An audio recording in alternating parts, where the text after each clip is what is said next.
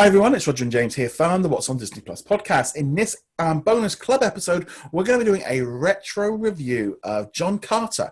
So before we go into any of that, just a big thank you to all of our patrons for all of your support this month, including Andrew, Giuseppe, Joshua, Julie, Sarah, and What's on Netflix. It really makes all of the difference. You can obviously get access to this episode early when you are a patron. And check us out over at patreon.com/what's on Disney Plus.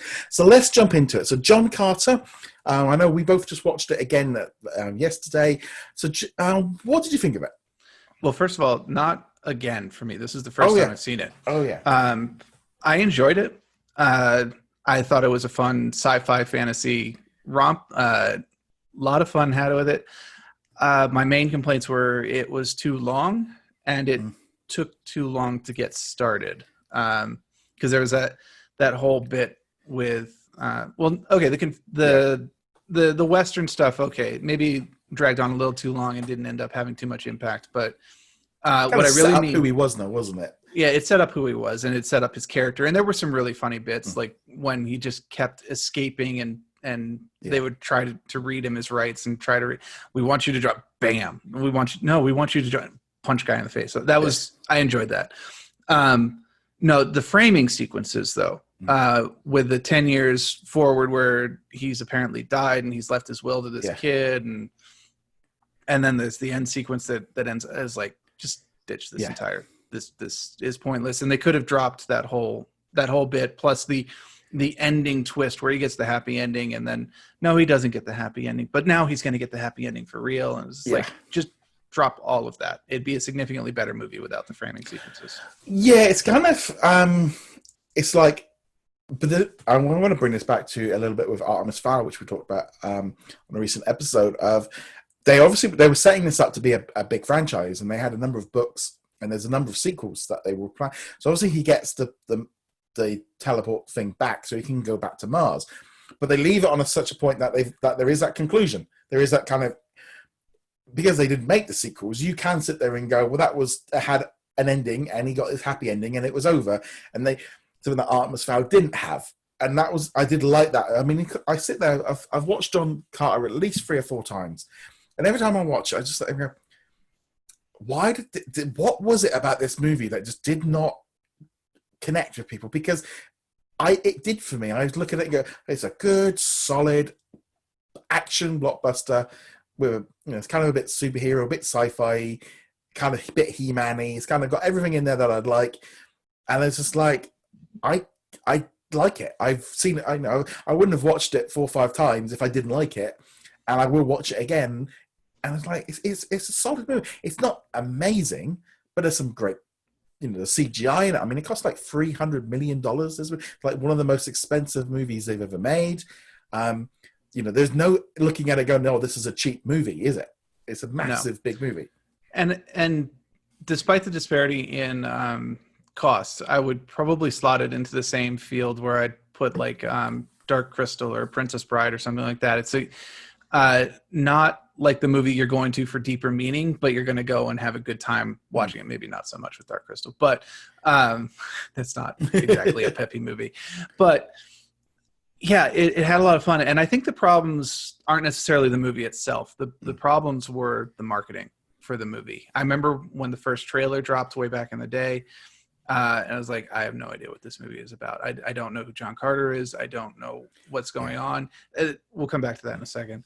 But there was very much a miscommunication between what the movie was and what they wanted to show it off as. And Andrew Stanton, who was the director, was also in charge of marketing. And apparently he thought that everyone just knew who John Carter was. Like he was this big mainstream icon. It's like, I don't think most people know it. They needed to have kept with that original of John Carter of Mars. That would have helped. I mean, the idea that this was the novel that inspired Star Wars. This is what I mean. And I think that was the problem. Was I remember at the time of them pushing it as being like the future Star Wars. Obviously, it wasn't that, but it kind of I don't know. I still just think it's such a fun movie, and it's got everything in there that I like. I mean, you've got great little sidekick animals, you've got monsters, and you've got a big fights. It got parts. You can see where there's inspiration from Star Wars for like having a pit where they're fighting. we've seen that in in Clone Wars, Well, and sorry, and in Attack of Return the of the Clones, Jedi. Return of the, we've seen all of that. That was inspired from that, and there were certain elements. And yeah, it's one of those movies that's like going. It's like if you've never seen it, give it a try. Like, don't.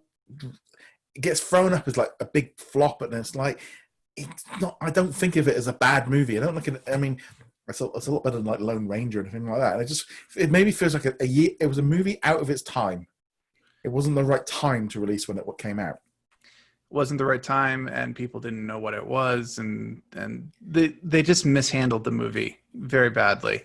But yeah, just because a movie is a flop doesn't necessarily mean it's bad. A lot of times it's just because people didn't know what to expect. Technically, Onwards is a flop. Onwards is a huge flop, but yeah, you have to take it in context. It released literally the week when everybody was like, nope, we're locking down all the countries everywhere. No one's going outside. This was obviously a different situation. There was not some extenuating global circumstance or like, oh yeah, we dropped John Carter right in the middle of World War IV. Oops, our bad. No, this just straight up flopped. But that doesn't mean it's a bad movie. Sorry, it kind of was like if they were just released instead of like Indiana Jones and the Raiders of the Lost Ark, it was just called Indiana Jones.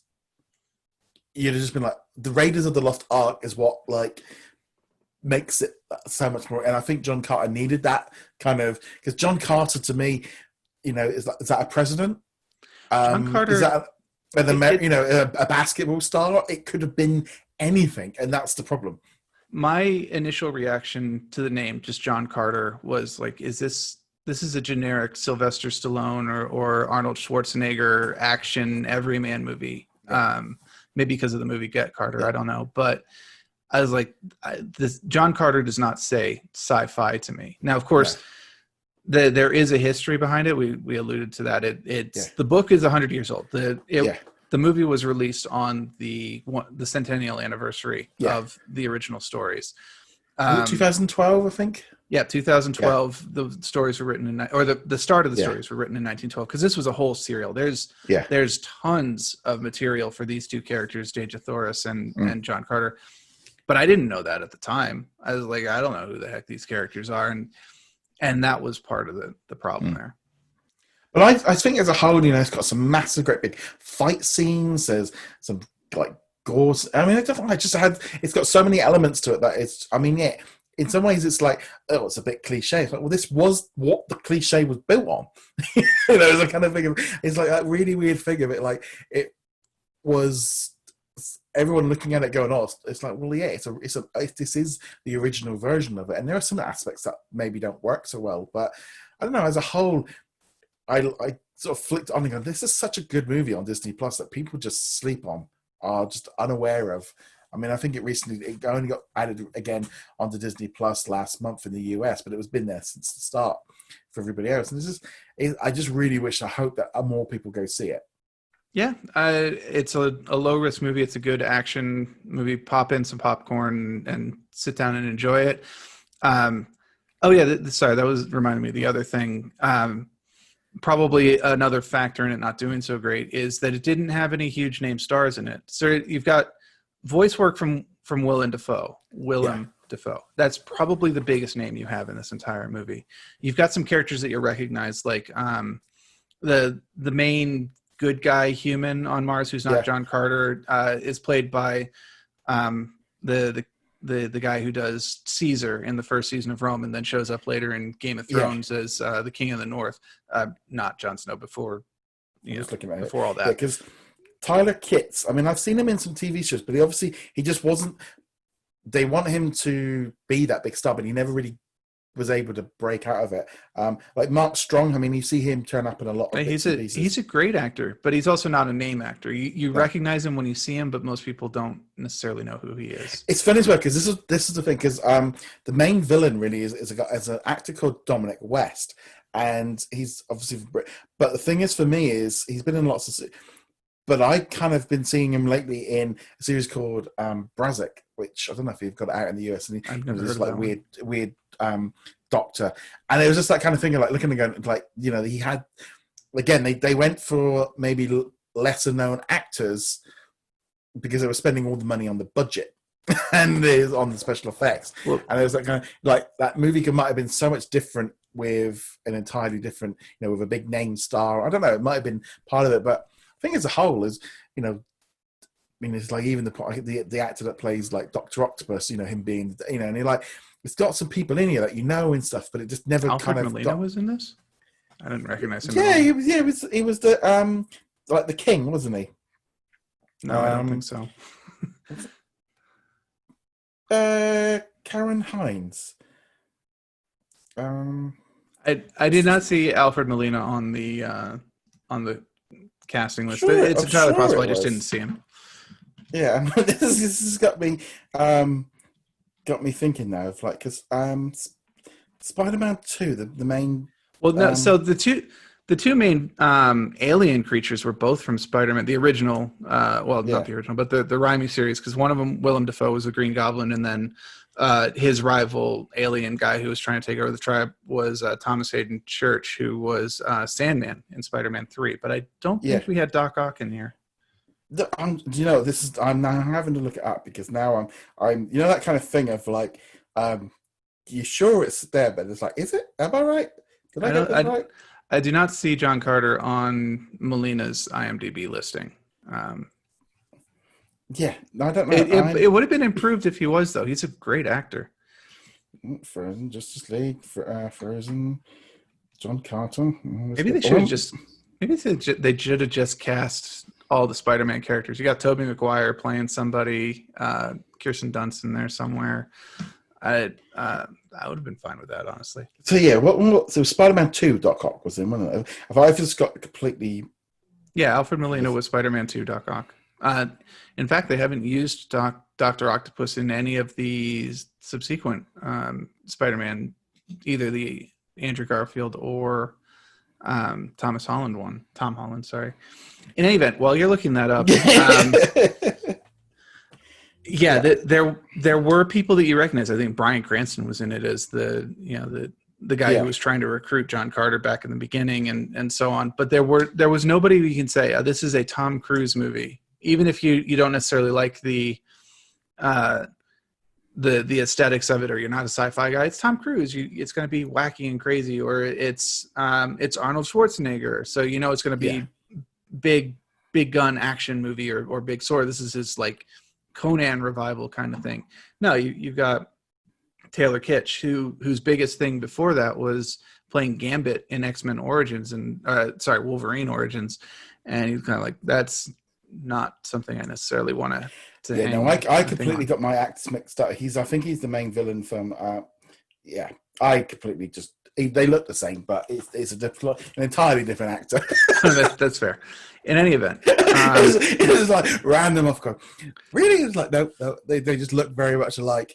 But yeah, it is, like I said, if it had some bigger movies, had it maybe been 10 years before it would have been in the 90s. It would have been a much bigger movie. Although it would have been a very different movie, because you can also tell that the special effects budget was huge in this.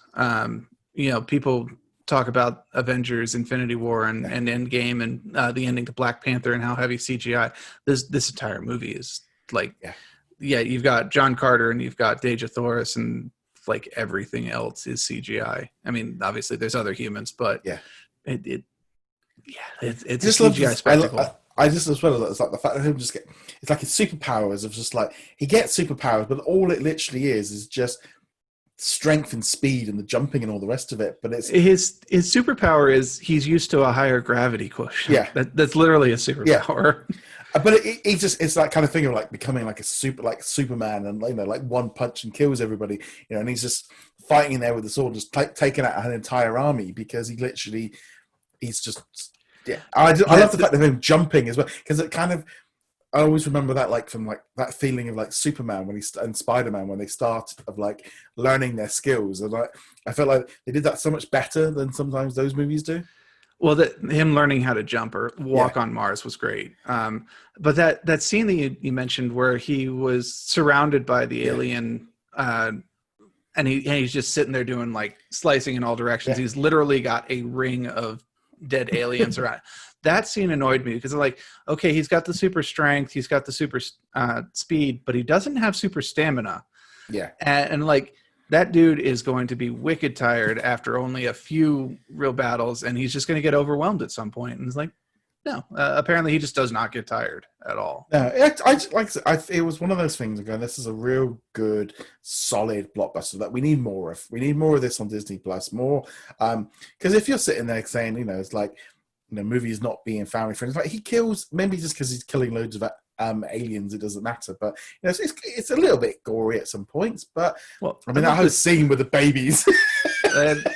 I wish they had explained why they did the baby scene. I get it from that it's a thing from the book and it's supposed to show how harsh that Mars environment is, but I wish they'd kind of explain that one, because it's like, oh yeah, we're gonna go shoot a whole bunch of eggs now. Like, yeah, okay.